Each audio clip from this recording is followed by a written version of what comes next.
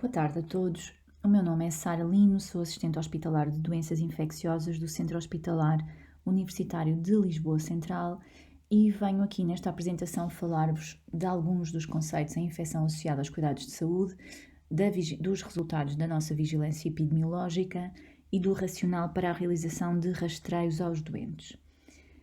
As infecções associadas aos cuidados de saúde são, em primeiro lugar, uma ameaça à segurança dos doentes. Aumentam a sua morbimortalidade, acabam por prolongar o tempo de internamento e aumentam, consequentemente, os gastos em saúde. São infecções que, por definição, não estão presentes na admissão do doente, são adquiridas no contacto com os serviços de saúde e estão, na maior parte das vezes, associadas ou à presença de dispositivos invasivos ou de procedimentos cirúrgicos, internamentos prolongados e também o uso inadequado de antimicrobianos. Frequentemente, estas infecções associadas aos cuidados de saúde estão associadas a micro-organismos multiresistentes e, consequentemente, mais difíceis de tratar. Temos aqui um estudo que nos mostra que, em 2050, a resistência a antimicrobianos será responsável por cerca de 10 milhões de mortes. E temos aqui também um outro artigo muito interessante que nos mostra os anos de vida que são perdidos na União Europeia em 2015 por bactérias multiresistentes. Isto é interessante porque temos aqui representado cada país da Europa. Podemos ver que Portugal é o quarto país da Europa quando estamos a falar da importância ou do significado destes anos de vida perdidos. A maior parte das infecções são por Enterobacteriáceas, Escherichia coli, Klebsiella pneumoniae resistente a cefalosporinas de terceira geração, e depois também temos aqui a barra azul a representar os Staphylococcus aureus meticilina resistente, também com mais ou menos ela por ela de importância. Então, continuando aqui nos conceitos de controle de infecção, temos o conceito de colonização, ou seja, o doente que está colonizado por um micro-organismo multiresistente, mas que não tem uma infecção que seja importante de tratar ou que esteja a causar doença. E depois temos o doente que, além de estar colonizado, tem também a infecção por esse micro-organismo. Portanto, o que é que isto quer dizer? Que em todos os doentes que nós temos internados no hospital, uns vamos ter colonizados, por exemplo, por Staphylococcus aureus meticilina resistente, outro por uma Enterobacteriácea produtora de SBL, por exemplo, e outro está aqui representado H1N1. O que é que isto quer dizer? Que os casos que nós diagnosticamos acabam por ser os casos visíveis, não é? Aqueles casos que têm uma doença significativa. Depois, se formos ao conceito de portador, ou seja, de colonização, se estivermos a fazer uma pesquisa de colonização, aí vamos aos restantes casos, aqueles que nós chamamos de assintomáticos, porque são portadores do micro-organismo, mas ele não está a causar doença. Aqui, esta tabela também para perceberem melhor, mas basicamente diz um bocadinho o mesmo. Temos aqueles que são afetados clinicamente pelo micro-organismo e depois temos os outros que são afetados subclinicamente, mas que acabam por funcionar como reservatório e acabam por funcionar como transmissores da infecção para outras pessoas ou da colonização. A prescrição inadequada de antimicrobianos tem aqui um papel importante, ou seja, a revisão da literatura mostra-nos que de todos os antimicrobianos prescritos em hospitais de agudos, cerca de 20 a 50% calculam-se como sendo desnecessários ou inapropriados. E isto é uma coisa que vocês têm que levar aqui desta apresentação, que é porque é que nós acabamos por prescrever mal os antimicrobianos.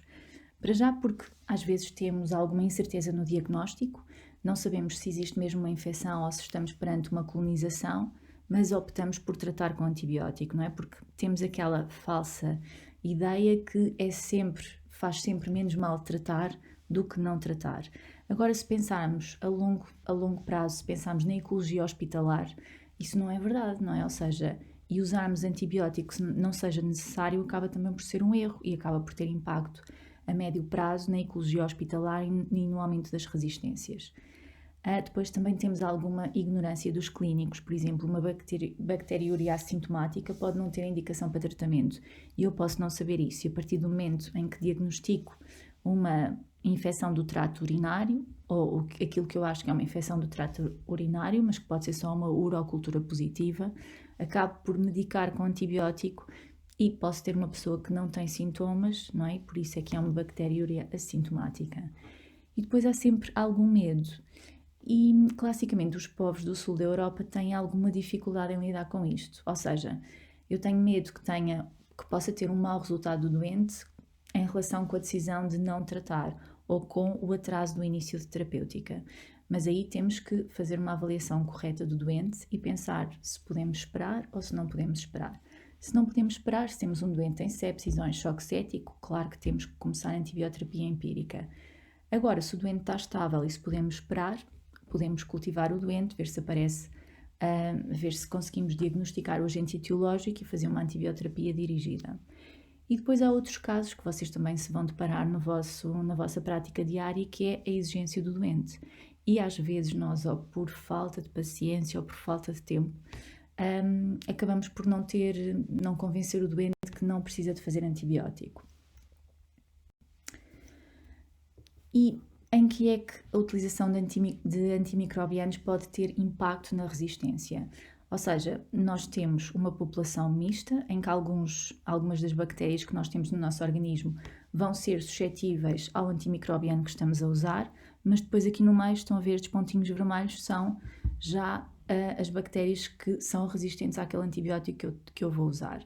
Portanto, quando há uma exposição, ou seja, quando há um uso de antibiótico, vamos ter a seleção dos clones que são resistentes. Depois disso, podemos ter realmente a disseminação desses clones que são resistentes para outros doentes que estejam internados e até para o próprio doente. E a próxima infecção que o doente tiver vai ser por estes clones resistentes aos antimicrobianos. Nesse sentido, desenvolveu-se aquilo que nós chamamos de Antimicrobial Stewardship. O que é que isto quer dizer? Isto é um conjunto de ações, ou um programa que é desenhado e que foi posto em prática em todos os hospitais e que tem o objetivo de melhorar e de promover o uso apropriado dos antimicrobianos. Não só através da seleção do melhor antimicrobiano para aquela infecção, mas também através da monitorização da dose que está a ser utilizada, da duração da terapêutica e da via de administração. Aqui na via de administração também importa salientar que se nós temos um doente a fazer uma terapêutica endovenosa, assim que nós conseguirmos devemos passar a terapêutica oral e tirar o dispositivo invasivo, ou seja, o catéter venoso periférico ou o catéter venoso central que estamos a utilizar para a administração da terapêutica endovenosa. Assim sendo, as áreas de atuação do PP-Cira acaba por ser promover uma estratégia multimodal de promoção das precauções básicas de controle de infecção, a vigilância epidemiológica, o consumo de antimicrobianos e também a monitorização da resistência aos antimicrobianos. Na parte das precauções básicas de controle de infecção, nós temos aqui a monitorização da medida mais importante, ou seja, aquela medida que nós sabemos que é mais custo efetiva e que é a medida mais importante de controle de infecção, que é a higiene das mãos. É uma maneira simples e económica de prevenir a transmissão das infecções associadas aos cuidados de saúde. E se nós formos aqui ver a adesão global à higiene das mãos, isto aqui foi um gráfico retirado do relatório de infecção e resistência aos antimicrobianos, o relatório anual de 2018, que é o último que está disponível, e nós temos aqui uma adesão global de 73%. 73% acaba por ser 3/4, não é? Ou seja, podia ser melhor. Agora, quando separamos nos 5 momentos de higiene das mãos, temos uma coisa um bocadinho mais preocupante, que é antes do contacto com o doente, que acaba por ser a medida mais importante para o controle de infecção, nós temos a percentagem de adesão mais baixa, ou seja, 66%.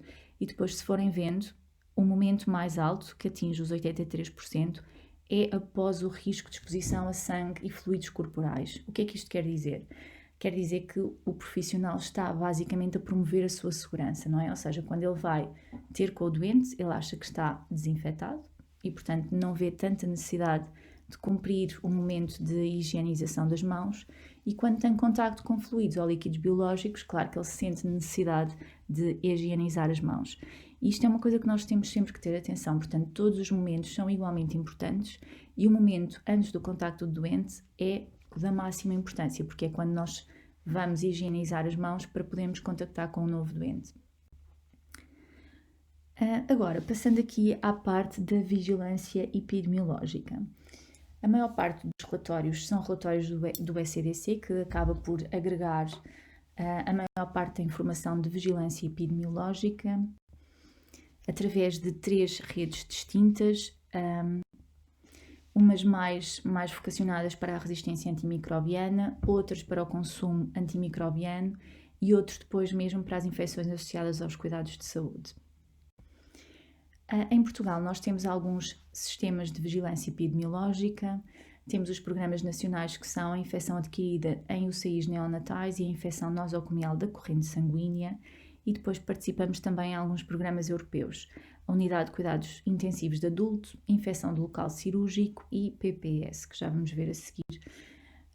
É um inquérito de prevalência de pontos de infecção, ou seja, há um dia em que nós fazemos isto em todos os hospitais, fazemos um registro da utilização de antimicrobianos, fazemos o registro das infecções associadas aos cuidados de saúde e acabamos por ter uma prevalência num dia único, registada através da recolha de dados de todos os doentes internados. Permite a comparação entre hospitais e permite também a avaliação da tendência evolutiva. Claro que há sempre algum viés na recolha destes dados, não é? São recolhidos por diferentes pessoas que, apesar de terem a mesma formação, pode resultar em validação de infecções que podem não ser ou não validação de infecções que podem ser. Mais recentemente foi instituída a vigilância epidemiológica das infecções por Clostridium difficile e a inclusão do stop infecção hospitalar no PPCIRA. Isto acaba por ser a vigilância epidemiológica dos fechos de intervenção de forma mais sistematizada. Então vamos começar por ver a vigilância epidemiológica das unidades de cuidados intensivos de adulto.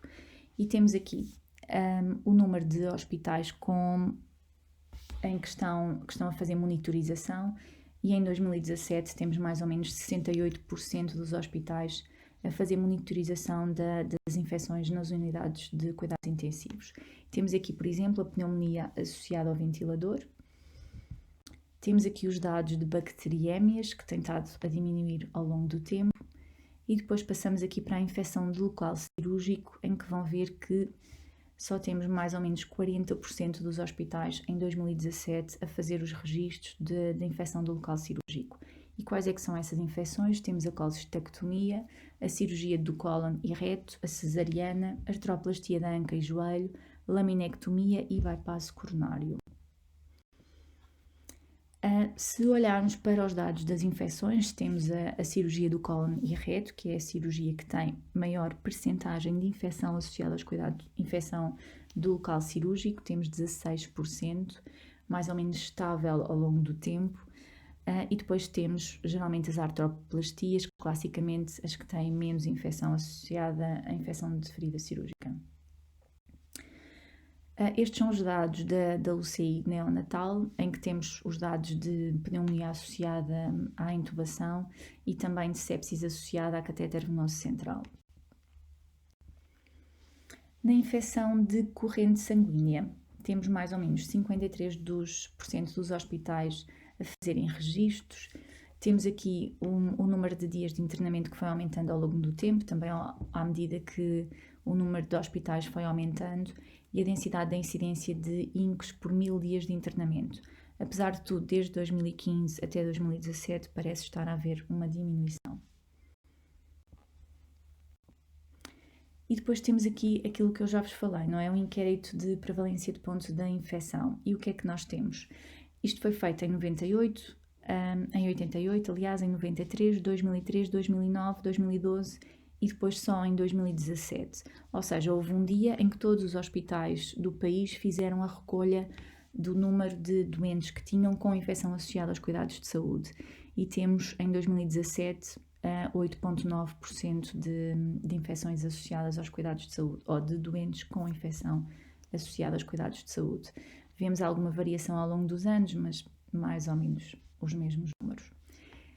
Agora, no que diz respeito ao consumo de antimicrobianos, temos alguns dados disponíveis, consumo de antimicrobianos em ambulatório, temos aqui entre 2013 e 2017 e conseguimos mesmo distinguir por grupos terapêuticos, em que vemos aqui que o maior grupo é o dos beta-lactâmicos e penicilinas. Um grupo que nos interessa especialmente monitorizar é a utilização de cefalosporinas, que está muito associada ao desenvolvimento de resistências, e temos aqui um aumento crescente da utilização de cefalosporinas. Contrariamente, as fluoroquinolonas, tem havido mais campanhas para diminuição da sua utilização e temos conseguido diminuir ao longo do tempo. Depois temos aqui o consumo de antimicrobianos no hospital, que também tem estado estável desde 2013. E temos a diminuição dos carbapenemos, que é outro dos objetivos do programa PPCIRA, diminuir a utilização de carbapenemos. E isso tem sido conseguido ao longo do tempo. Cefalosporinas no hospital, nem por isso, ainda não foi definida, ou seja, o PPCIRA, claro que quer uma diminuição global da utilização de antimicrobianos. As cefalosporinas, na maior parte dos hospitais, não é um dos grupos monitorizados e ainda continua a aumentar. Fluoroquinolonas também a acompanhar a tendência de ambulatório com uma tendência decrescente de utilização. E depois temos aqui alguns dados que foram retirados do Infarmed que nos permitem comparar os hospitais. E o que é que eu fiz aqui? Tirei os dados de consumo de antimicrobianos de 2019 e tirei só aqui os grandes centros hospitalares e conseguimos perceber, por exemplo, consumo global. Temos o Centro Hospitalar de Lisboa Norte como o maior consumidor de antibióticos. Depois a seguir temos o CHUC, a seguir o Centro Hospitalar Universitário de Lisboa Central, a seguir São João, a seguir Lisboa Oriental. Estão a ver, portanto, vai assim sendo mostrado. O que é que isto nos ajuda? Ajuda-nos a tentar definir, ou seja, se nós somos um hospital muito semelhante aos outros e se estamos a consumir mais um grupo de antibióticos que os outros, portanto, temos aí um problema. Isso ajuda-nos a definir as nossas áreas de atuação. Por exemplo, temos aqui o consumo de carbapenemos, o consumo de fluoroquinolonas e também o consumo de cefalosporinas, em que aqui o Centro Hospitalar Universitário de Lisboa Central acaba por ser o maior consumidor de cefalosporinas.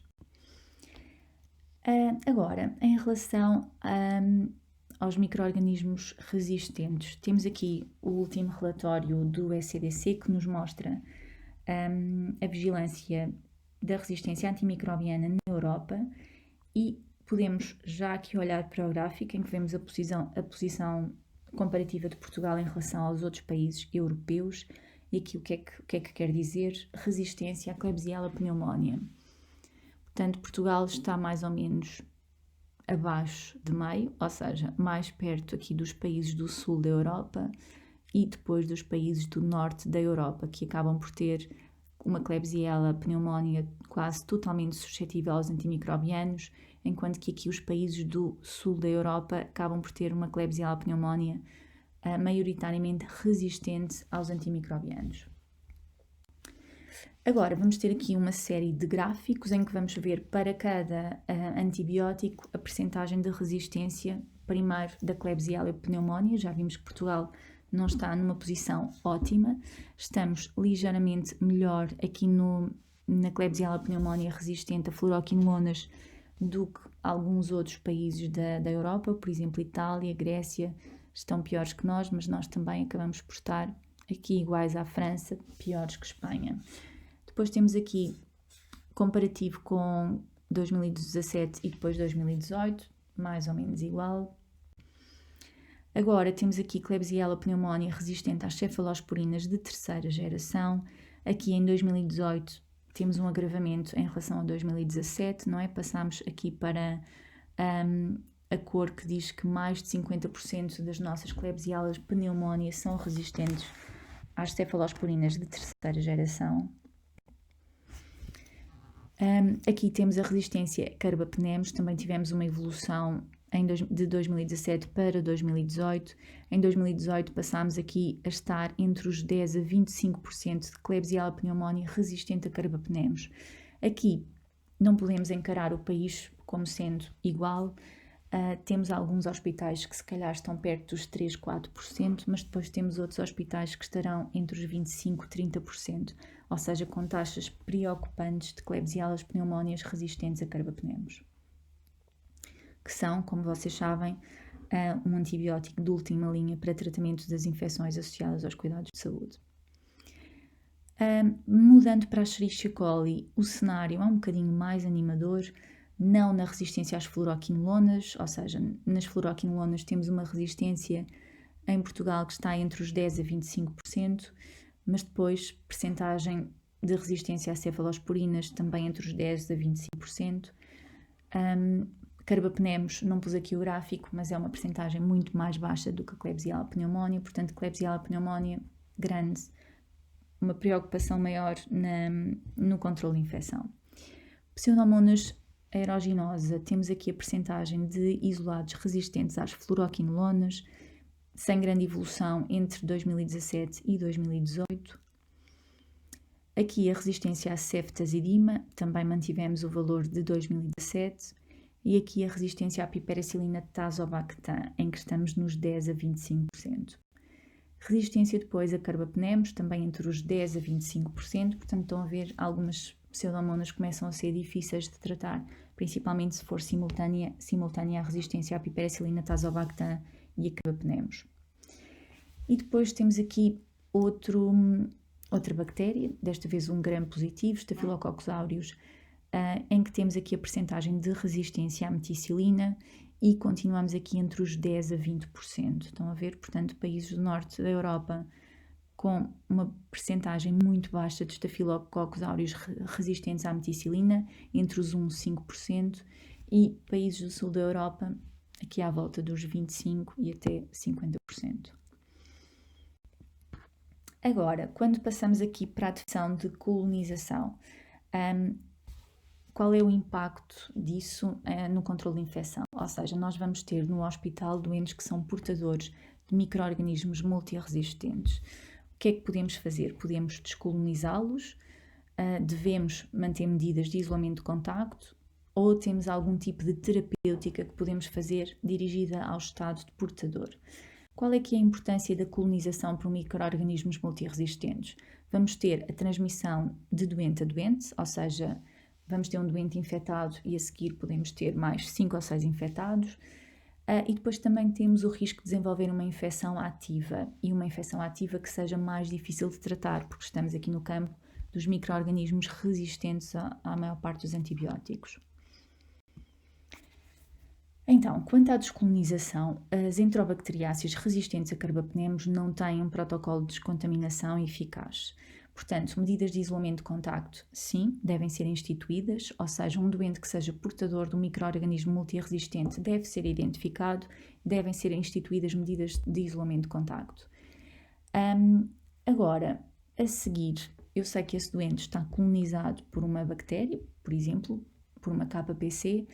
A seguir, o doente tem uma infecção, pode ou não ser esta bactéria, está bem? Portanto, aí a terapêutica dirigida ao estado portador, podemos não ter o mesmo micro-organismo a causar a infecção, o que está definido é que deve ser valorizada principalmente em doentes imunodeprimidos com choque séptico, em que temos muito pouca margem para arriscar, ou seja, para tratar uma infecção simples, podendo ser a infecção resistente a fármacos que estamos a falar. Então, falando agora das enterobacteriáceas resistentes a carbapenemos, temos uma recomendação da DGS que é uma recomendação já com algum tempo, mas é a recomendação da prevenção de transmissão de enterobacteriáceas resistentes a carbapenemos em hospitais de cuidados de agudos. E o que é que nos diz? Diz-nos que os doentes que estão em risco são aqueles doentes que têm uma estadia que pode ser apenas de um dia numa unidade hospitalar nos últimos 12 meses. Ou então doentes que fazem hemodiálise ou quimioterapia, que têm uma história de um rastreio positivo nos últimos 12 meses ou que têm contacto com doente com rastreio positivo. Depois temos aqui os fatores de risco para colonização ou infecção por enterobacteriácea resistente aos carbapenemos, que são uma colonização ou infecção prévia nos últimos 12 meses, administração prévia de antibióticos, e aqui não são só carbapenemos, mas podem ser também quinolonas e cefalosporinas de terceira geração, porque já vimos que o que vão fazer é eliminar aquelas bactérias que são sensíveis. Internamento ou institucionalização prévias, incluindo em ambiente de cuidados continuados ou residencial, portanto, provenientes de lares, por exemplo. Estadia prévia em cuidados intensivos, cirurgias ou procedimentos invasivos prévios, a presença de feridas crónicas, nomeadamente escaras, úlceras de pressão, estomas ou dispositivos invasivos como algálias, imunodepressão e transplantação, diálise, deficiente estado geral com elevado grau de dependência e depois a estadia em áreas com elevada prevalência de enterobacteriáceas resistentes a carbapenemos, mesmo sem internamento. E como é que se faz o rastreio? Faz-se uma zaragatoa retal até 1 cm acima da margem do ânus. A zaragatoa perianal não está indicada, tem uma menor sensibilidade e podem também ser feitas colheitas em feridas, nomeadamente escaras. Como regra, os doentes que estão confirmados como estando colonizados ou infectados por enterobacteriáceas resistentes a carbapenemos deverão ficar em isolamento até ao final do internamento. No caso de internamentos muito prolongados, de 3 ou mais meses, não havendo evidência de infecção ativa por estes agentes ou outros que requeiram isolamento, poderá ser levantado o isolamento se fizermos pelo menos 3 rastreios que sejam separados por pelo menos 20 e 48 horas negativos. Quais é que são os problemas do isolamento de contacto? Que vocês depois vão ver os tipos de isolamento numa apresentação mais à frente, mas basicamente é a escassez de quartos individuais, portanto muitas vezes estes doentes estão isolados em coorte. Todo o tipo de isolamento vai ser uma sobrecarga para os profissionais de saúde, vai ser também um problema psicológico para o doente, decorrente do isolamento prolongado, e nisto também temos sempre que pensar, e vai ter também um impacto na qualidade da gestão de doente. Está demonstrado que doentes que estejam em isolamento são doentes que têm uma menor vigilância e acabam por ter um menor acesso a cuidados médicos e da enfermagem. Outro problema do isolamento de contacto é que, à medida que o número de doentes em isolamento de contacto aumenta, a compliance com as medidas vai diminuindo. Portanto, não podemos ter todos os doentes em isolamento de contacto, temos que os identificar corretamente e alocar corretamente. Depois, quanto ao rastreio de Staphylo aureus meticilina resistente, temos uma norma da DGS, já de a última atualização em 2015, e que é uma norma da prevenção e controle da colonização e infecção por Staphylo aureus resistente à meticilina nos hospitais e unidades de internamento de cuidados continuados integrados. E o que é que recomenda? O rastreio de portadores em doentes com risco acrescido, ou seja, doentes que venham transferidos de outro hospital com internamento superior a 48 horas, ou doentes que tenham um ou mais dos seguintes fatores: utilização de antibioterapia nos 6 meses anteriores, ou internamento, ou hemodiálise, ou residência em lar ou rede nacional de cuidados continuados integrados. Depois, a existência de dispositivos invasivos, feridas crónicas ou, lá está, uma infecção anterior documentada. E o que é que devemos fazer? Uma zaragatoa nasal e uma amostra de ferida cutânea, se tivermos uma ferida, isolamento de contacto até resultado. Os Staphylo aureus, ao contrário das enterobacteriáceas resistentes a carbapenemos, têm um protocolo de descolonização, ou seja, temos um protocolo que nos permite, pelo menos em alguns doentes, realizar com sucesso a descolonização. E isso é a aplicação de mupirocina a 2% pomada nasal 3 vezes dia durante 5 dias e um banho antissético. Deve depois fazer-se um rastreio 48 horas após o término e 2 rastreios semanais a seguir. Se falhar, ou seja, se o doente continuar colonizado, podemos repetir o procedimento, mas máximo de 2 vezes. Outra coisa que queria salientar é que o uso das precauções standard para o cuidado de todos os doentes acabam por ser o mais importante aqui na gestão das infecções associadas aos cuidados de saúde. E o que é que são elas?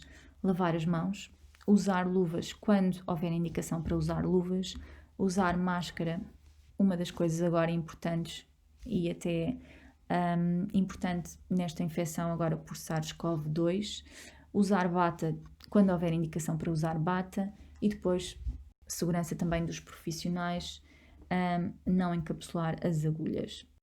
Deixo-vos aqui esta última mensagem da lavagem das mãos ou higienização das mãos, uma das mensagens mais importantes que vocês têm que levar aqui deste curso de prevenção de infecções associadas aos cuidados de saúde.